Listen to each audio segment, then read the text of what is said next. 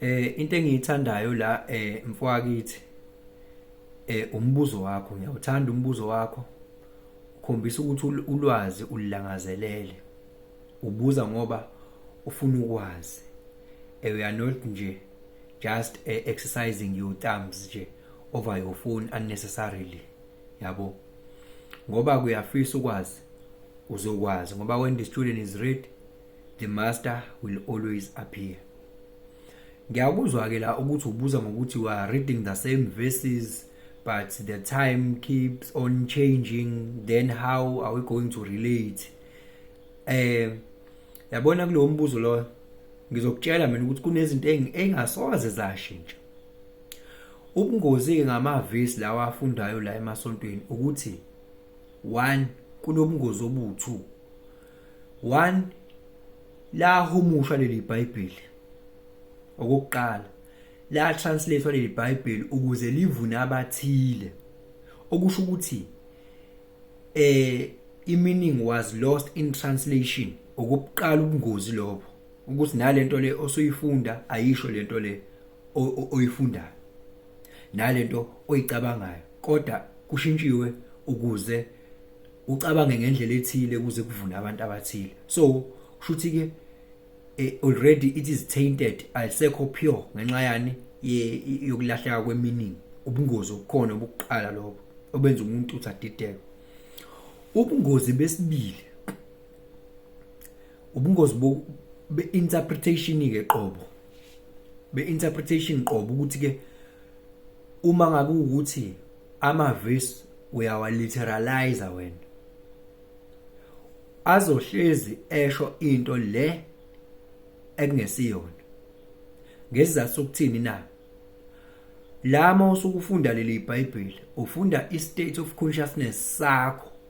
Hayi ukuthi ufunda lona iBhayibheli, ufunda i-state of consciousness, i-level of consciousness yakho.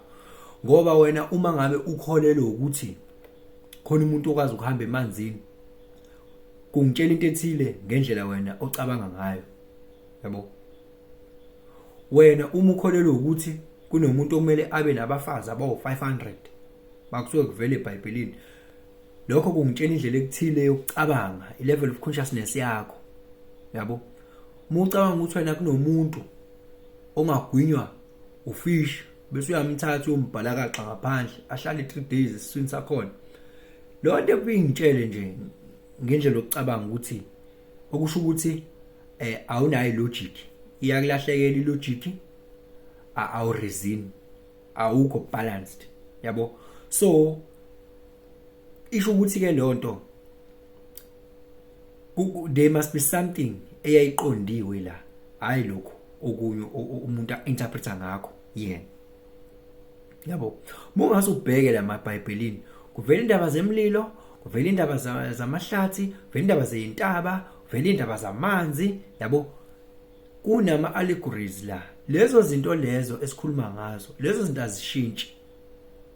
azishintshi lezo zinto. Phela umuntu emele akhanyiseleke ukuthi la kwaqondwe ukuthini. Kwakungaqondiwe lona. Alishintshe amavesi zawashintshi. Umuntu uyena oshintshayo.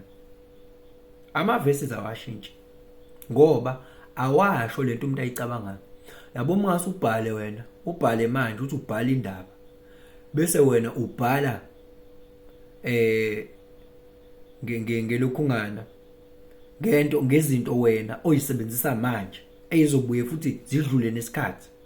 Lezo zinto lezo umuntu ofunda leyo ncwadi leyo ngesikhathi esilandelayo 500 years to come, 300 years to come, uyongazi, uyongaqondi, uyohlawumbekisa ukuthi kusho ukuthi la uma ethi uqonde lokhu, la uqonde lokhu, uma ekhuluma nge-cellphone thothi yobingakho se-cellphone lapho ehlawumbekisa ukuthi kusho ukuthi usho lokhu kanti akasho lokho. Usho lokhu yena ayekusebenzisa ngalesa sikhathi. Uyinike leyo ingoba wabhala wasebenzisa izinto owawuyisebenzisa ezobe zingekho lesi sikhathi lesi sekukhona le enye generation. So ke lalingeke lize lenzeke lelo phutha lelo uma ngabe kuukuthi kuqoshwa lento eyiBhayibheli. Lalingeke lenzeke lelo phutha lokuthi kusetshenziswe izinto ezidlula nesikhathi. Amanzi awadluli nesikhathi. intaba ayidluli nesikhathi.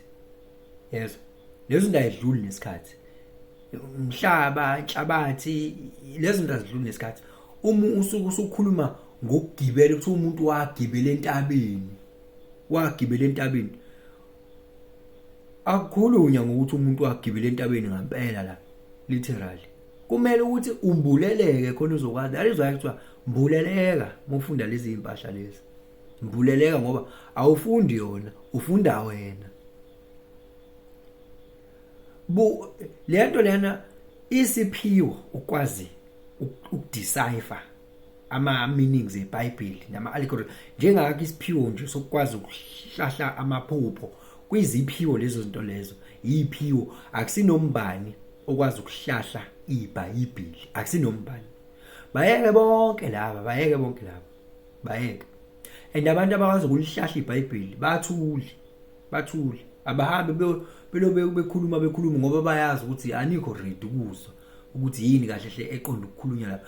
Ngcono motivateanani la emasontweni, motivateane niqinisana idolo. Yeah, it's fine, but the true meaning ukuthi iBhayibheli kusuke kusho ukuthini, lokhu kusho ukuthini, ihlala kwabathile, emeli be preserved. Eyabathile izaqheqhe lezo eyigciniwe ngoba uyazi ukuthi umuntu lo osuke esazi ukuthi yazini asekho isidingo sokuthi ngihambe ngivule ibandla ngibiza abantu lo ngibanxenxa. Umuntu osebona ukuthi something doesn't add up la engikhona uyoza kumina, just like mina ngafika la ku TikTok ngafika ngayikhulumela nje. Kwakhona abantu abathi oh yazi lo muntu lo ngiyamuzwa ukuthi uyakhuluma ukuthi ngimfollow, yabo.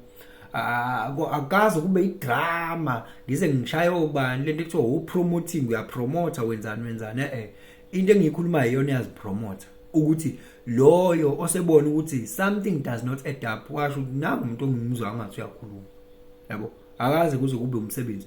So ke nalento yalo iBhayibheli okwazi nje futhi lento eningi oyizwayo ukuthi cha akuyona lento oyizwayo, ungaze udideke ucabanga ukuthi sizorelate kanjani neBhayibheli ngoba manje iBhayibheli kumsebenzi ukuchazela abantu indaba yokuthi kusho ukuthini ukuthi lapha eBhayibhelini kusho ukuthi kumsebenzi, ngoba lonto yobi ifana ncimishi nokuchaza iphysical science as a subject. Efunda kwi-FET phase uyichazele ingane efunda ugrade 2 uyichazele iphysics, yes, uyichazele ngo double helix strand like isekuyi life science ke leyo into efanayo. Uchaza life science uyichazele ingane ukuthi kunama nucleobase, kunama nucleotide, kuno RNA no DNA. Uchazele ingane efunda nje only mhlambe lapha na ka grade 2. Umdlalo lo, yabo. Kusadingeka ukuthi ihambe lengane ikhule ukuze uyazokwazi ukuzwa yonke lonto in stages. Musuzoqhamuka usuyithi nje dlwa yiyo ke lonto ngeke ukwazi ukuchazela abantu iBhayibheli ukuthi kusho ukuthini, ngoba kuthiwa mayethi ubani umcansi uMoses uthi I saw God face to face. The place is called Peniel. I saw God face to face and the place is called Peniel. Uyazi ukuthi umuntu une pineal gland and the pineal gland is the father. Ila and kumele wazi ukuthi yini umsebenzi we pineal gland kumuntu. It is spiritual eyes and extrasensory perception. Yenzani pineal ikwenza wenzeni umuntu one pineal gland calcified osa lokhu njalo ngazi ngisho lezi zinto abantu abazenza calcify pineal yabo boze bengahawulisho, kodwa kunezinto abazenzayo ezenza nje umuntu nje adideke nje straight into ekamoya akayiboni amaphupho ayamcashela uphambana nezinto uyabona nje kuphambene nje abone intuition yakhe ayikho guided. Utshela kunezinto ezimtshela ukuthi akangakwenza ukuthi kodwa ayiphikisa akwenze agaxela athi kodwa ngifilile ukuthi bengamele ngayenze lento. Ipineal yakhe nje, pineal gland is calcified or sometimes dead ayivalekile. Ukunyukela entabeni ke nakhe entabeni phezulu uzokubuza umuntu ukuthi indaba ukuthi lapha isentabeni. Umuntu mesesho mayela athi nyukela entabeni mntakababa, bese ikuphi le ntaba uyishoyo ukuthi asinyukele kuyona. Umuntu uzogijima ahamba entabeni ngempela. Akanti enye into leyo seku demonstration leyo. Intaba ikhona khona la kuwena, yabo. Amanzi akhona la kuwena. So yeah, injalo nje mfethu ayingivalela kwamanje.